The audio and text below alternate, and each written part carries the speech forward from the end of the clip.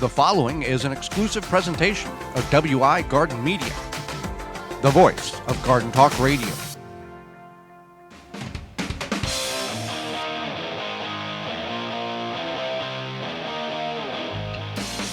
Coming up on the program today, it's the kickoff of Season 5. We're going to be talking about getting your seeds started indoors, or should you buy them from your garden center, as well as jump-starting that outdoor garden. Our guest will be author ELLEN ECKER OGDEN, plus answering your garden questions. That all starts right now.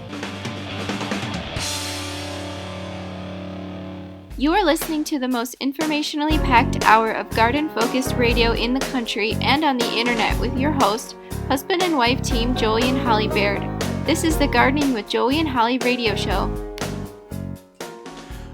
Welcome to the Gardening with Joey and Holly radio show. I'm your host, Joey Baird. Beside me is my wife, co-host, best friend, and gardening partner, Holly Baird.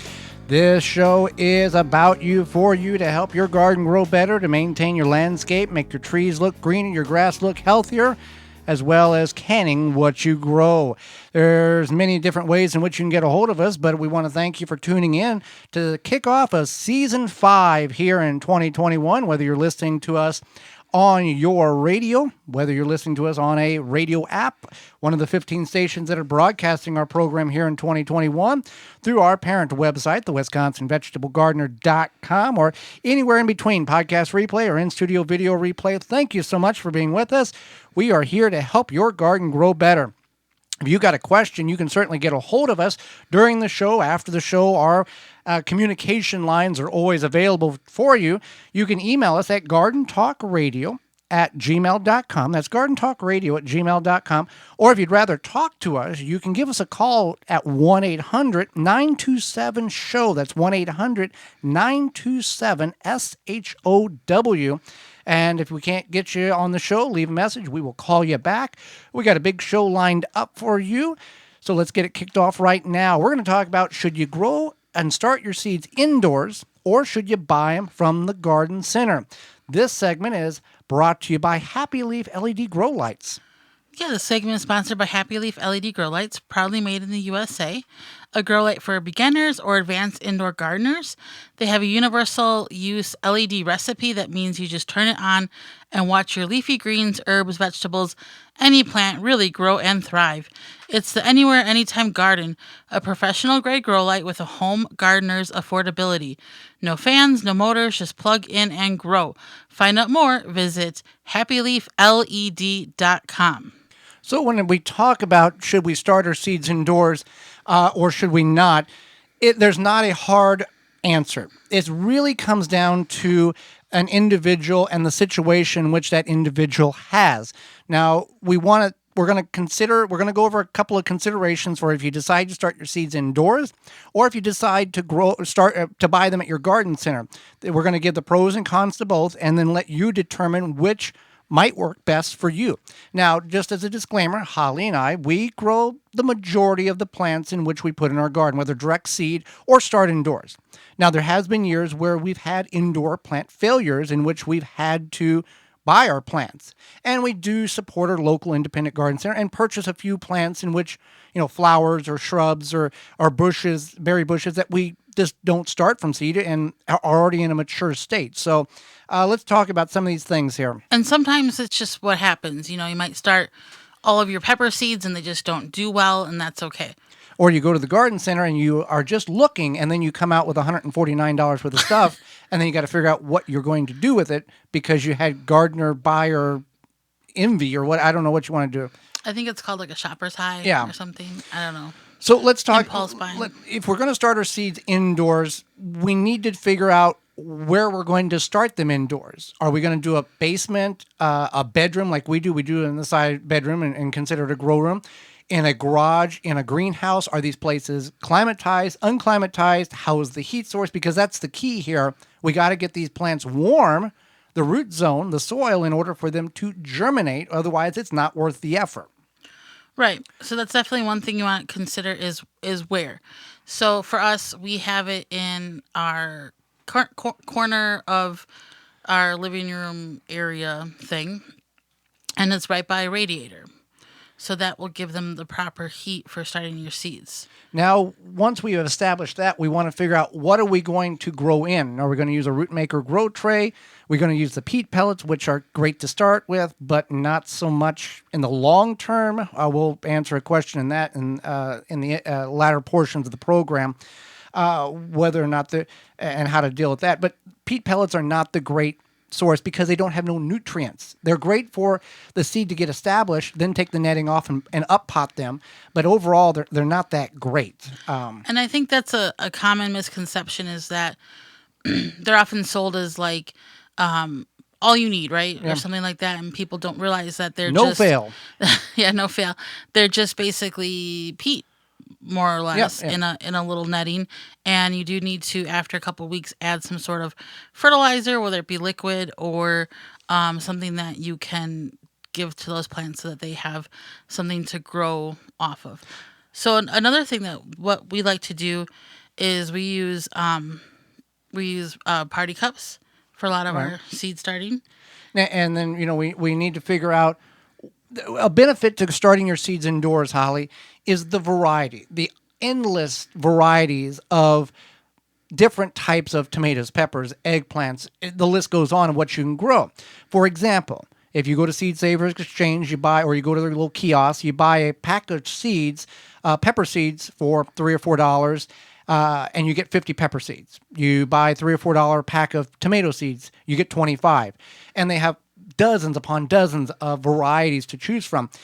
And for $4, you've got potentially 50 pepper plants that if you save the seeds for, you'll have poundages of pepper seeds for the years to come type of thing. So the variety is there. There's a very easy, even hard selection to make sometimes because there's so many choices which one can choose in order to start indoors for their garden. Right. So, yeah, you want to think about where you're going to get your seeds, what you're going to grow. As Joey mentioned, we have 38 pepper seedlings right now. But this is a decision that you have to make. You don't have to start your seeds inside. You don't even have to buy seedlings. You can just throw them into the soil and read the back of the package. But we've learned that we did a survey through our YouTube page that 76% of you try to start as many seeds as possible, and then 24% of you buy your starts. So the key to indoor growing, we grew for years without using a grow light. And since we found the Happy Leaf LED grow light, our plants going out into the garden to transplant are as healthy, if not healthier, than the garden center plants in which we purchase. Now, a couple of years back, we talked with the owner about some indoor growing, but what Vic's going to explain is not only growing over the winter, but there's people that grow year-round indoors because they don't have the availability to do it outside.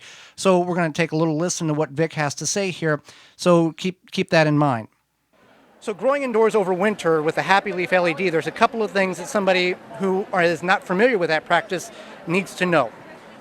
Right. So, we've spent a lot of time figuring out how you can grow successfully indoors. And the easiest things to start with are things like microgreens, lettuces, and herbs. But you can grow tomatoes, cucumbers, beets, carrots, anything you want. But the key is light. And, we've all known that you need water, you need the right nutrients. But light has always been the missing element. So in the past, people have built greenhouses to bring light in. But greenhouses are expensive to build. You need the space. The days are still short in the winter. You have to heat them, and you still have a lot of cloudy days. Now, with high-quality LED lights, you can actually get 16 to 18 hours of growth or photosynthesis.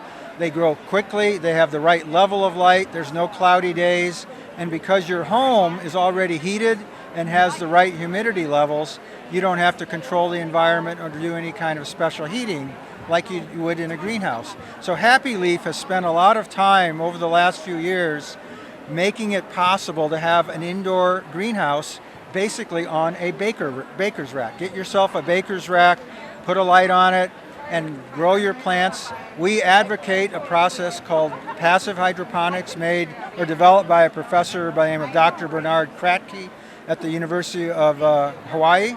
But the truth is you can use any method you want as long as you have the right amount of light.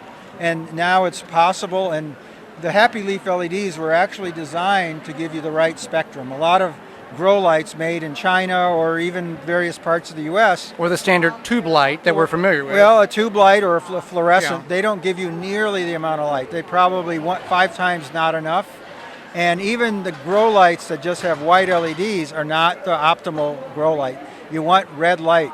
And so red light with the right ratio can increase your growth by 250% with the same amount of energy use if you have the right spectrum. And the Happy Leaf LEDs were designed specifically to be able to do that. And you've got several sizes available from 4-inch to 17 to 33, is that correct? Correct. So basically the 33 was designed to cover an area of a 3-foot baker's rack.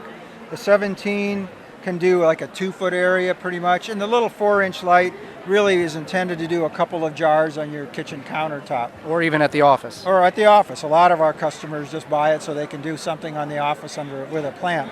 But yeah, the 17 and the 33 are really the most practical if you're trying to grow some food at home or even your flowers. And to find out all about the Happy Leaf LED grow lights, go to happyleafled.com. So with the Happy Leaf, you can grow inside, you can grow year-round. But what if you just want to buy at the garden center? What are the pros and cons? Well, there's a couple of pros. One being the plants are already done growing. I mean, they're already, the work is done for you. You just go, pick up the tomato plant, the pepper plant you want, take it home, put it in the ground. However, the selection on the negative side, the selection is very limited because garden catalog, 60, 70 varieties, garden center, 8 to 15 maybe. That's another thing, is that you are at the mercy of their selection. So if there's a type of tomato or pepper or what have you that you absolutely love and they don't have it this year, then you might be out of luck growing it this year. And the other thing, as we talked about earlier, you spend, let's say, $4 for a pack of 50 pepper seeds at Seed Savers. You're going to go to the garden center. Most garden centers, you're going to buy one pepper plant for about $3.50. And here we've got 38 started in the window in party cups that will be transitioned over the root maker trays for $3.50. We've got 38 plants basically growing for that value. So it all depends on what works for you, your budget. If you're a newbie, this can be very overwhelming no matter which way you look at it. Do I start seeds indoors? Do I invest in multiple dollars at the garden center? Do I try to balance and do a little bit of both? And that's what we're here for. GardenTalkRadio@gmail.com. More than happy to help. There is no right answer or wrong answer to buy the plants or start them indoors. It's there's pros and cons for both of them. Right. So the Gardening with Joy and Holly radio show is brought to you today by our sponsor, Walton's Incorporated. Listen, we know you care about where your food comes from. Canning and preserving your fruits and vegetables is great, but what about the meat? At waltonsinc.com, you can get all the equipment, seasoning, and supplies to make sausage and jerky and any other meat product your way to your high standards. Want to make snack sticks that people will actually like? Walton's created meatgistics.com, an informational site to help you make the best finished product. Walton's even has a full line of their own meat grinders, mixers, and sausage stuffers to help you go from animal to edible. Walton's, everything but the meat. Again, that's waltonsinc.com. Do not go anywhere. When we come back, you want a little help jump-starting your garden? We're going to cover that and what you need to do to be successful early on before the spring hits and the rush happens. Got a question for Joey and Holly? Send it via email anytime to gardentalkradio@gmail.com. We here at the Gardening with Joey and Holly radio show Gardens understand that healthy soil is the key to a successful garden. We know that chemical fertilizer burns carbon out of the soil and kills the microbes needed for a healthy soil ecosystem. No worries. Chicken Soup for the Soil by Dr. Jim's will stimulate life into your soil, supplying all the nutrients most fertilizers neglect. Rather than force-feeding water-soluble chemical fertilizer, we suggest feeding the microbes a smorgasbord of 100% biodegradable nutrients that your plants can consume when they need them. The nutrients are readily available to maximize their genetic potential. Chicken Soup for the Soil will increase the quality of the fruit and vegetables you grow. Visit drjims.com. That's DRJIMZ.com. We've been using a game-changing tool called SeedLinked to find and review our seeds this year. It makes finding the right seeds simple. It is driven by growers' data, so you can really see what's best for your location. Check it out at seedlinked.com or download the mobile app today. If you're sick of having a thin, poor-colored lawn despite all the fertilizing you do, you're not alone. The problem is the soil. It's compacted or clay-like, and basically there's not enough air in the root zone for healthy, vibrant growth. But this can be fixed a lot easier than you may think. Introducing Aerify Plus, liquid soil aerator. Aerify Plus from our friends at Nature's Lawn breaks up and revitalizes the soil, allowing life-giving air and nutrients to get to the roots of your lawn and your garden too. Garden Talk listeners, you can get 10% off Aerify Plus by going to natureslawn.com/garden talk. That's natureslawn.com/garden talk. Protect your plants against damage with the 3-in-1 Plant Guard and Special Blend Fertilizer. Visit ivorganics.com. The number one key to healthy, productive plants are the roots. Starting from seed to full-grown plants, rootmaker.com has the answer. From seed starting trays with an innovative design that air prunes the roots, creating a fabulous root system, never again will you have root-bound plants, to multiple gallon grow bag sizes to raised beds. Rootmaker.com has your grow needs covered. Visit rootmaker.com. Use coupon code RADIO21 and get 15% off your entire order. Seed Savers Exchange has been saving, preserving, and sharing heirloom seeds since 1975, and today continues to provide those seeds for gardeners just like you. They have over 600 varieties. Visit seedsavers.org to request a free catalog or to purchase seeds online for this year's growing season. That's seedsavers.org. Rinse Kit, your hose on the go. No pumping, no batteries. Simply fill from your spigot or sink on your way out for up to 5 minutes of spray time anywhere. Spray it, wash it, Rinse Kit.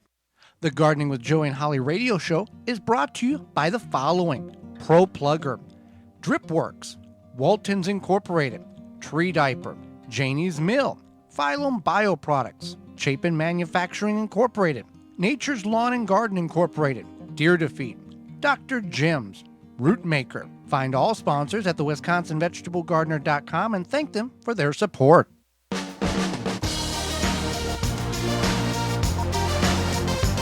Welcome back to the Gardening with Joey and Holly radio show. Happy you've hung around. First segment, hope that helped starting seeds indoors or buy them at your garden center, the plants. In a moment, we're going to talk about how to get that seed, that get your garden jump started. But first, a word from our good friends at Tree Diaper.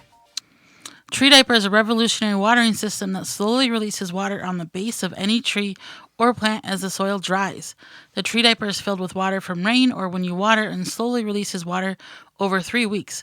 Every time it rains, Tree Diaper recharges. No pipes, hoses, or electricity needed. Water your plants and trees whether they are by the house, down the road, or in the back 40. Also works under mulch. Whether you're a first-time gardener or advanced, Tree Diaper will improve the way you water your plants. Made in the USA. Check out all the sizes they have available. Go to treediaper.com. That's treediaper.com. So we all want to be that gardener that has everything planned out and everything's happening correctly and the plants grow and not a failure in the world, but that's simply not the case. But we can offer you some advice on how you can jumpstart your spring garden. And I'm not necessarily meaning, we'll go over. We've got several points here in which you may have not, thought about. And sometimes you think about it when it's already too late. And sometimes people think jumpstarting means like being the first to put something into the ground. And sometimes that's not always the best idea. And there's other things you can do if you're itching to get outside. You have a beautiful Saturday and you're like, I don't want to plant this stuff yet. There's other things you can do. Right. So one thing would be the saying is, I'd much rather plant my tomatoes the first time than the second time when my neighbor plants his the first time. Yeah. So, okay, go ahead. So one thing you can do is go through your tools. Now, this is not the most exciting thing for everybody, maybe for some of you, but this will help you because then when it's time to use those tools, you'll be ready to go. So say you have this rusty old clippers and every fall you're like, I'm going to get rid of these and get new ones. now is the time. We've done that where we've used a tool. It hasn't been that great, or it's been broken, and we throw it in the shed. We forget about it, and we need that tool, and it's broken. Then we try to use it broken the following year, And it's frustrating. Yeah. So go through your tools. You got some half broke shovel or whatever, rake or whatever. You're like, this is terrible. Why do I keep using this? Do that now. And then you'll be excited. And then you'll be ready. Think about your containers. What kind of containers did you grow last year? Are you using grow bags? Do you need more grow bags? What are you using? Ceramic ceramic pots? Did they crack? Do you need to replace them?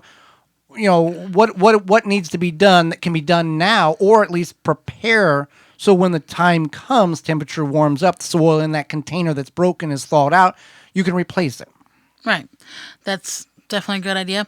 Broken supports. So maybe you broke or just whatever, something happened to, whether it be a tomato cage or a trellis, and you need to replace it, you need to fix it, you need to take some baling twine and put it back together. Or you just get the easy step plant support system and be done with it, and you never have a broken container again.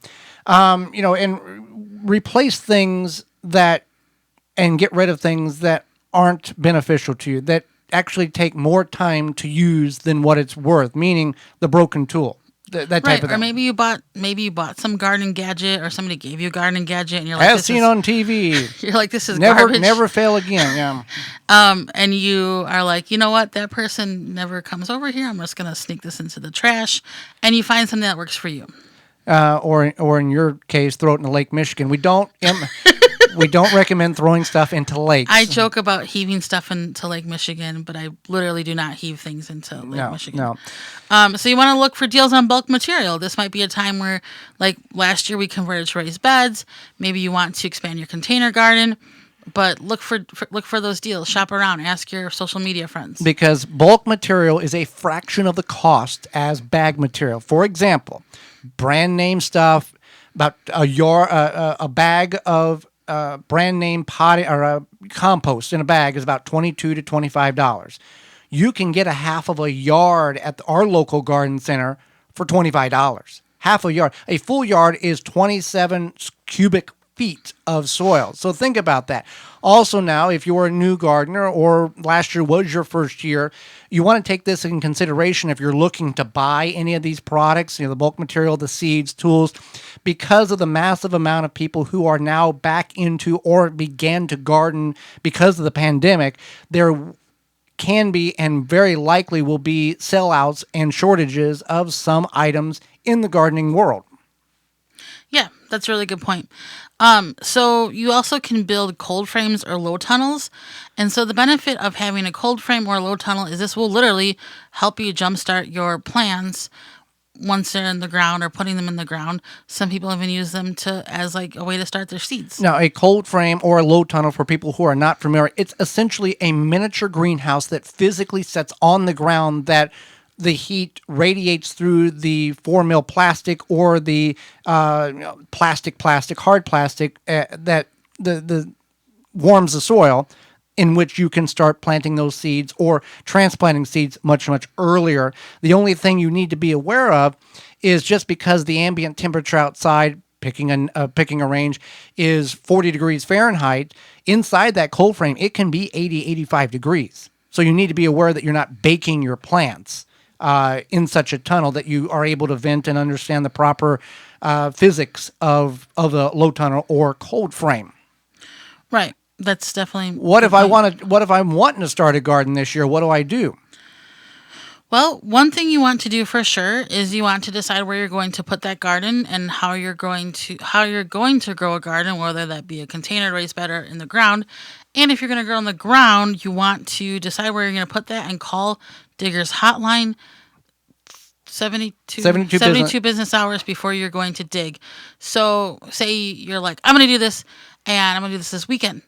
So now you have, the clock is ticking, because God forbid what does Digger's Hotline do? First of all, people who have not heard this. Sure, Digger's Hotline is a free service, and you want to give them a call. Free. And it's for you. It's to help you. It's to protect you as well, because you don't know what's underneath your soil. You may have lived on that land for so much time, or whatever, but you probably don't know. Well, So- whenever we had our underground utilities marked in our front yard, we never saw so many colors spray painted on the grass. We had yellow lines and blue Right. lines and red lines, and we're like, okay, now what do we do? Because there's where we There's wanted a to whole, go. Yeah, there's a whole 2 feet that we can't dig. yeah, Yeah. So like a whole 2 feet strip. I mean, Width. What width? Yeah. So yeah, you don't necessarily know what's underneath there. So you want to call them. They're gonna come out. They're gonna mark the area. They're gonna tell you, stay a foot away from this area if you're gonna dig, and da da da da da. And in this area, you can dig with hand tools, but not a shovel. And this is for your safety, because what if you start digging, and then you hit something and you break something, or I don't even know. You hit electrical line and bad things happen. Here's the other thing. I would recommend calling Diggers Hotline, even if you don't intend to dig and you're just putting raised beds on top of the ground. For the simple fact is, if there is an underground utility that needs to be emergencyly worked on, they don't care if you've got tomatoes in a raised bed. They're going to come in and move your stuff out of the way in order to fix that problem, because there's many other people that are relying on that service to be restored. So just so you have an idea of, okay, if I move the bed over here, it won't be on top of that conjunction box or whatever's on the ground. Right. And for the most part, you're not going to run into too many situations where you're not going to be able to dig where you want to dig. In our front yard, we live very close to the main road, so that probably has a lot to do with it. Let's talk about buying seeds. We talked about the bulk material and equipment there will be limitations and probably sold out and shortages of it. Seeds are no different. And right now we are seeing that with our seed supplier, Seed Savers Exchange. They're on a delay on servicing orders because there's such a backlog. 16 to 18 million new gardeners started growing last year on the conservative side.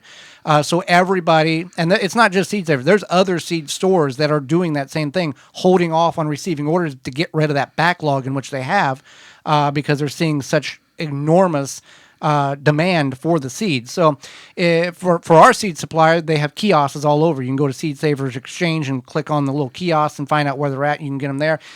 You can also support your own garden center by buying them from there. Very quickly, wherever you're at, whether you're in Denver, you're in Boston, you're in Kansas City, when the weather breaks, you are going to see these seed shelves dissipate very, very rapidly. Right. You're going to see a lot of things dissipate very rapidly, especially because people who gardened last year for the first time, now they have ideas like, I prefer this over this, or I want to do this versus with this. That 16 to 18 million conservative, 86% of those are going to regarden again, and 76% of those are extending or expanding the garden in which they had last year. Right. That's massive. Right. Like, it's enormous. It's a big thing. Yeah. So that's something you want to think about. One thing you want to do is definitely reflect on last year's garden. I'm sure we've all reflected, if you live in a northern climate, thinking about warmer days ahead, but think about what you grew that you were like, this was awesome, this was great, and then maybe you grew something that you were like, this didn't work out so well. Do your research. Maybe it was just a bad year for it. Maybe you want to try something new. Maybe you want to move stuff around. Maybe you think, I want to move this over here so I have this space, or whatever. But if you've grown something or attempted to grow something 3, 4, 5 years and you failed every year, it may not be you. It may be your soil, your climate. Put something else in there that you've had phenomenal success with, because, for example, we can't grow cauliflower or broccoli. We're going to piddle around with the cauliflower thing this year. But we can buy a head at the farmer's market for $1, and put a tomato in that spot where that cauliflower was going to be, and get 15, 20, 25 pounds of tomatoes off of it, for a very good return on investment. So some things to keep in mind. We're going to grow cauliflower? We're going to put a couple of plants in the starter tray and see what we do. It's been 5-6 years. We'll see what happens with it, and see if we can make it happen. So it's something to think of. So some things to get your garden jump-started this spring. Soon it will be warming up, and you want to make sure you can enjoy your yard without beetles and grubs. With spring just around the corner, it's time to start thinking about controlling beetles and grubs in your garden or yard. We've pulled up some Japanese beetle articles. recently, and they are going to be on the rise. Grub Gone can be applied to turf or garden or around ornamentals to control grubs and lessen the impact that beetles have on your yard this summer. It's easy to apply with any commercial spreader or irrigate into the soil. Biologically, it specifically targets beetle invaders without harming beneficials like bees, ladybugs, and butterflies. And to be honest, it's the only non-chemical that works. Find out more at phyllombioproducts.com. Again, that's PHYLLOM bioproducts.com. When we come back, Ellen Eckert Ogden will be with us, author. Don't go away. Great conversation to be had moments away. Do you tweet? Send Joey and Holly a tweet to @TalkGardening and they will tweet you back. Dig planting holes from a comfortable standing position. Step, twist, pull, and plant. Visit ProPlugger.com. Did you know that all flour is not created equal? Janie's Mill carefully stone grinds all their certified organic wheat, rye, corn, buckwheat, and heirloom and ancient grains so that you get every bit of taste and nutrition nature intended. Some flours really are better than others, and you deserve the best. Get it at janiesmill.com. Joey here of the Gardening with Joey and Holly radio show. And like you, we've struggled to find a good plant support system that can last for more than one season or two and be easily stored. But now there is. Easy Step Products manufactures a unique multifunction and multi-purpose plant support system. It's designed for tomato plants, but is useful for any vegetable and flower plants you're growing. This is like having a 24/7 bodyguard for your plants. The 60-inch heavy-duty Easy Step in-post and easy rings are overbuilt by design so that when you combine the two together, they make the perfect plant support system on the market. I love that you can add the rings during the growth cycle without damaging the plant.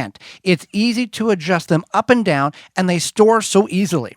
They even have a no-hassle 10-year warranty, and they're made in America. Order now and receive a third plant support absolutely free with purchase of any kit and use promo code JOEY123. Buy yours today at EasyStepProducts.com or visit the dealer locator for closest retailer near you or purchase at Mother Earth News General Store. EasyStepProducts.com. If you could double the life of your raised bed boxes by sealing the wood with a clear non-toxic wood preservative, would you? Well, now you can with a clear, penetrating product called Internal Wood Stabilizer. It's 100% non-toxic and easy to apply. Seal your untreated wood surfaces, even chicken coops, by spraying on Internal Wood Stabilizer. It's invisible, seals the wood from the inside out, and never wears off. Recommended by organic gardening experts. Internal Wood Stabilizer. Check it out at timberprocoatingsusa.com. We know that you appreciate the value of a beautifully landscaped yard, but tackling such a project yourself can seem way too complicated, right? Bloomin' Easy plants are the answer. Their plants are low maintenance and offer exceptional beauty and color for your yard. Plus, they offer free seasonal care reminders with simple how-to videos tailored to the plants that you choose. With Bloomin' Easy on your side, creating the yard that you've always wanted becomes as easy as plant, water, and relax. Check them out at your local garden center or by visiting bloomineasyplants.com. Do you need to kill weeds organically or melt ice quickly? Visit TigerTorchLTD.com for more information. The Gardening with Joey and Holly radio show is brought to you by the following: Simply Earth, Seed Savers Exchange, Quick Snap Sprinklers, Water Hoop, Timber Pro Coatings, Bloomin' Easy Plants, Pomona Universal Pectin, Ivy Organics, Tiger Torch, Happy Leaf LED, Seedlink. Find all sponsors at the WisconsinVegetableGardener.com and thank them for their support.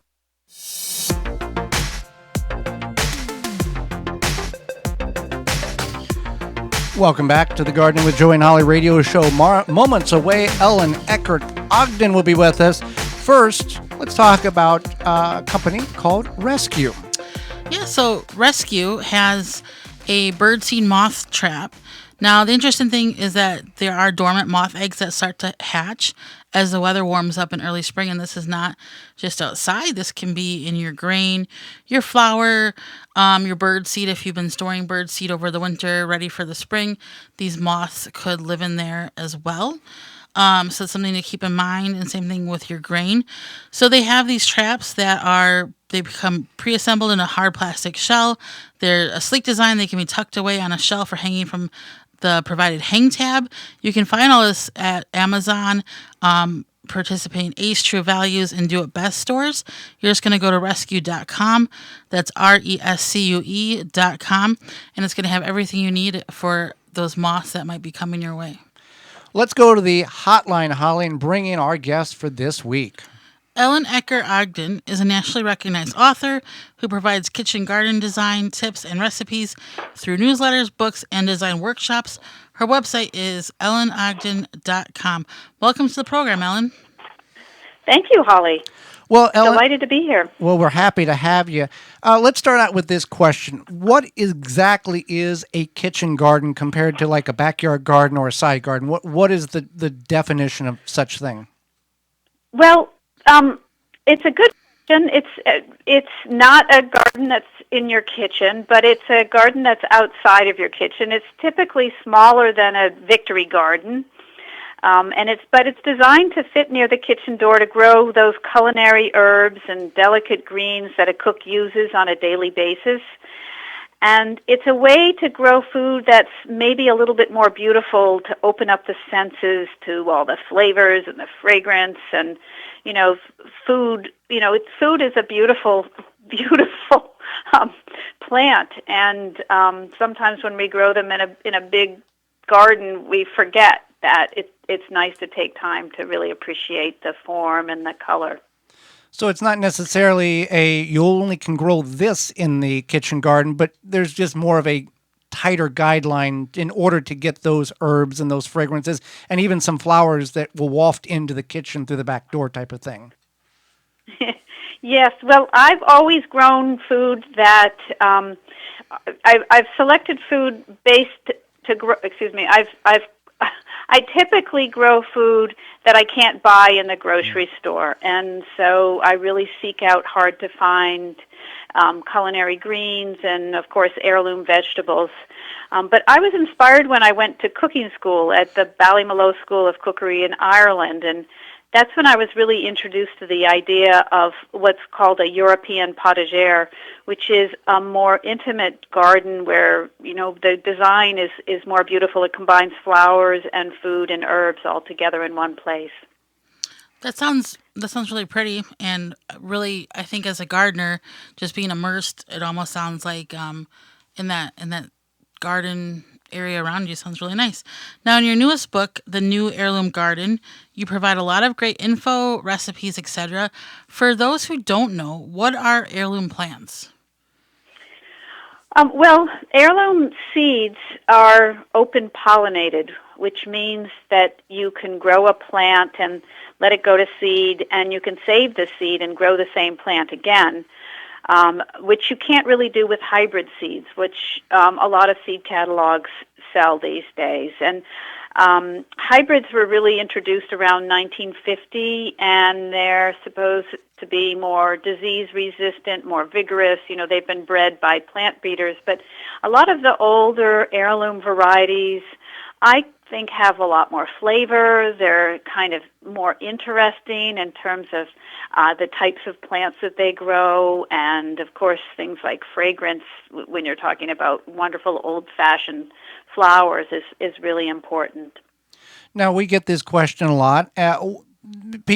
New gardeners seem to gravitate towards the hybrid ones because of the ease, but we enjoy the heirloom ones for many of the reasons that you just stated. But why are hybrid plants seem to be so much more difficult to grow than, or the heirloom plants seem to be much more difficult to grow than the hybrid ones? They're not.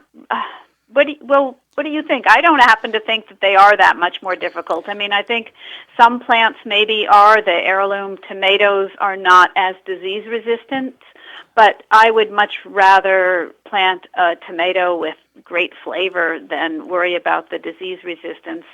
I think that a lot of disease in gardens really has to do with how the gardener treats their plants. Do you have wonderful organic soil? Are you giving the plants enough room to grow? Are you feeding them, good soil? There's just a lot of things that can contribute to a successful garden. Right. I agree. Definitely take some I think just it's kind of the art of gardening for sure. Now, just for those who just come in, we are talking with Ellen Ecker Ogden. She's a nationally recognized author. Then the website is ellenogden.com. One thing about heirloom plants, I think a lot of people think about tomatoes when they hear heirloom. I know we grow heirloom leeks. What are some other common heirloom plants that people might not even realize that they're growing already? Oh, well, that's a great question. Well, in the New Heirloom Garden book, I have theme gardens because I wanted to give suggestions for different types of plants that people could grow. And so each of the designs is set up with a different theme. So, for instance, there's the Ark of Taste Garden, which is based on the slow food endangered species. So there's some wonderful old Italian artichokes, suggestions to grow artichokes or amaranth or some old beans that, maybe are not readily available in a lot of catalogs. But most of the varieties that I recommend in the designs are available in catalogs. It just sometimes takes a little bit more searching for the varieties. So to answer your question, things like the Rubine Brussels sprouts. It's an old-fashioned red Brussels sprout rather than the green Brussels sprout. Or the Merlot lettuce, or the Osaka purple mustard, or a Carabie du Moussain pea, which is an old French variety, which is a lovely has a lovely purple flower to it before it blooms. Before it makes its seed pod. We've lost a lot of the varieties over the last 100 years, in which if we had today, we would be amazed at the beauty and the taste in which they provide. Yes, it's fun to go back and look at the old seed catalogs and see which varieties are still being sold. For instance, the Bloomsdale long-standing spinach, that was developed over 200 years ago, and it's still absolutely the best spinach you can grow in your garden. It's a wonderful thick leaf spinach that's good in the spring and also in the fall. And so it's fun to see what people used to grow 100 years ago. Of course, rutabagas and turnips and all these things that we don't really even know what they look like anymore. Right. What is a helpful tip from your book that would intrigue our listeners? Well, in my book, The New Heirloom Garden, I actually have it divided into 3 parts. The first part is step-by-step, which really covers basics of designs, because I'm essentially more of a garden designer and a cook than I am a how-to gardener kind of person, but I like to lay out the foundation of how to design the garden, and then how to start seeds and seed selection, and of course seed saving. And then in the middle section of the book, they're designs. So their designs are meant to inspire rather than say this is how you have to do it, but just ideas and suggestions. And then the final part are recipes, because I'm a cook and I love to garden, and I feel that the two go together hand in hand. And so the recipes are set up by plant families, because I think we've sort of forgotten that there are such a thing as plant families. So the sunflower family, for instance, has artichokes and calendula and cardoon and chicory and lettuce. And then there's the brassica family, and each of these families, the nightshade family, the eggplant and the peppers and the potatoes, it's just nice to remember that these plants that we're growing in our garden do have some common traits. Well, the recipes look great. The pictures are even more fabulous. If Holly and I could just mimic half of what the picture looks like at the end result of the dish, I think we got it made, because there were some pretty pictures in the back of that book in your recipe section. It's a beautiful book, isn't it? I know. I give credit to my photographer, Matthew Benson, who did a lovely job with the photography. It's very inspiring. Okay. So how can our listeners find out more about you and your book and all of your information? Well, thank you so much. Well, the book is called The New Heirloom Garden, and I have a website, but the book is also available in bookstores everywhere. And I'm so thrilled to be talking to you about it. The book is only 3 weeks old today, and so it's very exciting. It's my 5th book, actually. I have 4 other books on kitchen garden designs. Well, this is a very beautiful book. I would highly recommend hours of reading and entertainment of just looking at the pictures. But there's a lot of ton of great information inside of it. You've done a very well job putting it together.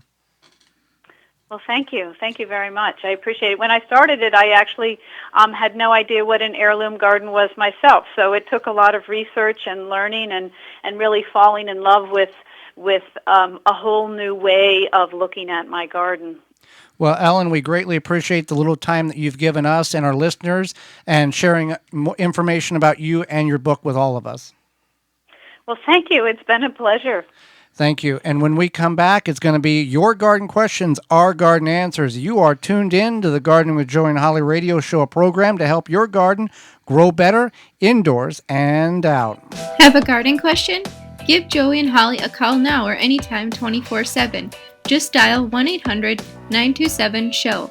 If you can't get through, leave a message and they will call you back. Call now 1-800-927-SHOW. Wild Delight has a complete line of premium feed for wild birds and other wildlife. It contains the finest ingredients for your outdoor birds. Fill your bird feeders with a selection of Wild Delight's premium quality mixes to have a yard full of colorful birds. Wild Delight's premium mixes are made with tasty nuts and berries and not just filler food like Milo and cracked corn. Feed the birds the nutrition they need. This keeps your feathered friends coming back year after year. Find out more at wilddelight.com. Brought to you by Blue Ribbon Organics, providing locally made organic compost and soil blends for gardens, farms, landscaping, and more. Visit BlueRibbonOrganics.com or call 262-497-8539 to find their products nearest you. Make watering easy. DripWorks provides quality drip irrigation supplies and equipment to gardeners just like you for all your growing needs across the U.S. and Canada. Purchase online at dripworks.com. Pomona's Universal Pectin is a high-quality pectin that gels reliably with low amounts of any sweetener. If you're trying to reduce the amount of sugar in your diet, you'll love Pomona's Universal Pectin. Now you can make healthy homemade jams and jellies sweetened to your taste. You can use sugar or honey to sweeten. Pomona's Universal Pectin keeps indefinitely when stored in an airtight container. Easy to use, versatile, and comes with directions and recipes in every box. Find out more and where to buy at PomonaPectin.com. Also available at natural food stores and online. Have essential oils always confused you like they did me? Take out some of the guesswork with Simply Earth. The Simply Earth Essential Oil Recipe Box will help you gain confidence and clarity in using essential oils to help make your home toxin-free. Here's how it works. You receive the recipe box with 4 pure essential oils, 6 recipe cards, and extras. Then you learn how to use your essential oils while making the recipes created by certified aromatherapists. Clear and concise step-by-step directions. Save money and detoxify your life. I got to make fun products that will detoxify my home while also learning safe ways to use my essential oils. The best part is these oils don't break my budget. Simply Earth's essential oils are 100% pure and come from the best farms from all over the world. Using essential oils to support your wellness doesn't have to be overwhelming. My home is one step closer to being toxin-free because I made the wax melts and more with the Simply Earth Essential Oil Recipe Box. Visit simplyearth.com to find your recipe box and more. Straw bale gardening is all the rage. Get your bale started easily with the Bale Buster Straw Bale Conditioning Formula. This is the only product that has been specifically formulated for use in straw bale gardening. Each unit contains 250 million colony-forming units of trichoderma, fungi, and Bacillus bacteria. In addition to the fertilizer itself, produces fantastic results with a bountiful production of vegetable crops. Start with the best to get the best, traditional or organic formula. Take the guesswork out of conditioning your straw bale. Go to balebuster.com to find out more. The Gardening with Joy and Holly radio show is brought to you by the following: Blue Ribbon Organics, Naturally Green Products, Ironwood Tool Company, Easy Step Products, Rinse Kit, Soul Brew Kombucha, Wild Delight, Rikon Vitova, Chip Drop, BaleBuster.com. Find all sponsors at the WisconsinVegetableGardener.com and thank them for their support.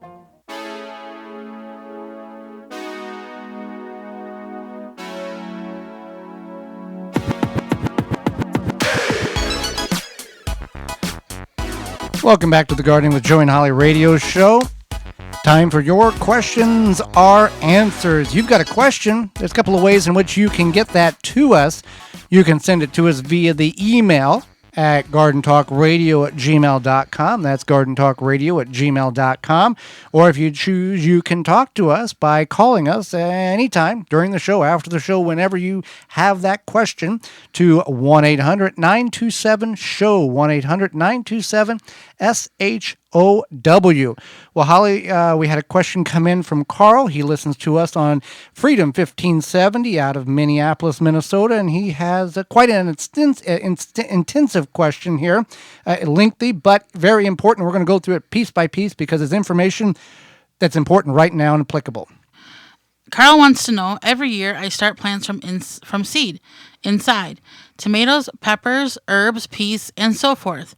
Every year the plants grow, sprout to 2 to 3 inches, then stall. They don't get any taller or stronger. They stay alive sometimes but don't thrive. Sometimes they just dry out. They don't do very well. For those that do survive, I put them outside, but they usually die at that time. They're too small. They don't do well. I have used growing kits with these expanding soil discs, the peat pots, and regular pots with potting soil.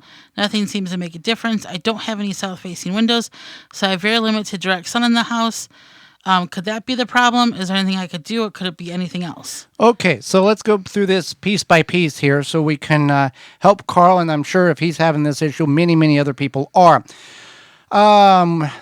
So the part of the problem is, let's start with starting tomatoes, peppers, herbs indoors. Good. Peas, not so much. Peas have a very sensitive root system that do not like the transplanting. They have a high level of transplant shock. So you want to direct sow them. They can be planted very early as soon as the soil can be worked in your area. So that's one there. We got that taken care of. Other things with the plants drying out at the base of the stem, it almost sounds like it's dampening off. Now, dampening off is a disease, a fungal disease, that's caused by too much watering. And actually, the plant rots at the stem and the soil level. And many of the plants will just fall over and die. It also, if it doesn't kill the plant in that aspect, it will work itself into the leaves and then also can cause other problems during the early growth cycles. And it's highly susceptible and infected problem. The other problem is that those peat pellets, the expandable discs, they don't have any fertilizer nutrients. Yeah. So you would want to use a nice potting soil that has slow release fertilizer with some vermiculite or whatever to help have those plants have some root growth. And the vermiculites for aeration and water allows absorbance the roots to grow. So yeah, that's a good idea. To go back to the dampening off, the fungal disease, you can, at the time of planting, you can take a dusting of ground cinnamon. Cinnamon has antifungal properties, and you just dust it over the top of the soil of your seed tray or your cup, and you can water it in. It doesn't affect it if you water it, but that helps reduce fungal gnats as well as reduce the chances of dampening off on the plant. Also, just keeping a fan at a light, low level, blowing over the area in which the seedlings are at. This can cause them to dry out quicker. However, it will mimic more natural environment of outdoors, the wind blowing, stiffening and strengthening the stems, as well as keeping the moisture moving around. Right. So that's one issue. Now, we do recommend some type of grow light, right? And we use the Happy Leaf LED. We don't have south-facing windows either. We used for years we used western-facing windows, but a grow light is definitely wise. With the east-facing or the west-facing window, the plants would grow towards the light every day, and we have to rotate the tray, and they would grow again. So they did get what is called legginess or stretchiness. Not a problem with tomatoes. Big problem with brassicas, peppers, and eggplants because you can't bury those deeper, and it's irreversible. So it's legginess. If you are finding that your plants are very tall and spindly, it's because they're not getting enough light. It's irreversible. You can't go back and go, I'll give them more light and they'll fix. It doesn't work that way. So the best answer in those situations is to restart the seeds. So hopefully we have helped you with that. Now, if you do choose to fertilize with a liquid fertilizer, we would recommend an organic fertilizer and only at quarter the strength that the package recommends. If you do a synthetic fertilizer, there's more than likely a chance that those plants will become dependent on that fertilizer because of the synthetics and the chemicals in it, almost like an addiction. And when you wean them off of that and put them in the ground and not feed them with that, they go south very quickly. So some questions there that we've answered. Okay, next question here is, I'm interested in knowing if it is legal to turn my lawn in my backyard into a vegetable garden. I'm in the Milwaukee, Wisconsin area. Help information would be appreciated. Well, most municipalities allow for backyard vegetable gardens. You'd want to contact your local city hall, town hall, whatever, to determine, and then you would want to make sure that you call Digger's Hotline 3 business days before you dig. Now, most places that I'm aware of have no problem if it's behind in the backyard. A lot of people, a lot of cities have that issue if it's in the front yard. And certain cities have certain requirements that saying X amount of percent can only be X amount high, a whole bunch of stuff. Just plant a bunch of fruit trees in the front yard. Trees are okay in most places. Even some homeowners associations allows trees with that loophole, never saying it can't be a fruit-producing tree. So just keep that in mind. Not saying that we are lawyers or we know anything, but just some hints along the way. Okay, so somebody wants to know if they can fill their raised beds in the bottom with pine needles. The boxes are 26 inches tall. Very nice tall boxes. Not needed to be that tall, but many people may choose to go that height for easier mobility, so you're not bending over. And there's certainly no reason why you can't basically use filler as the pine needles in the bottom of the raised bed. Many people feel that pine needles are acidic and they will acidify the soil. Garden myth. Though they are 3.5% acidity on the tree as they set, when they fall and they break down, they neutralize to a 7 on the acidity alkaline scale. So there's no reason that you can't do that. However, if you put a lot of filler in, let's say pine needles or a whole bunch of leaves, those will break down, and what you thought was a level box at one point will decrease and compress a little bit because that material has dissipated into much smaller particles than what it once was when you put it in there. So you may have to continue to top off the raised beds every now and then in order to get to the aquatic, the level in which you want. I've got time for one more here. Pete from Madison, Wisconsin asks, can you recommend any good tasting cherry tomatoes to grow in large containers? Thank you. Yeah, so there are several cherry tomato varieties, such as Chadwick cherry, white cherry, black cherry, and gold nugget. Those all have really great flavor, and they are fun to grow.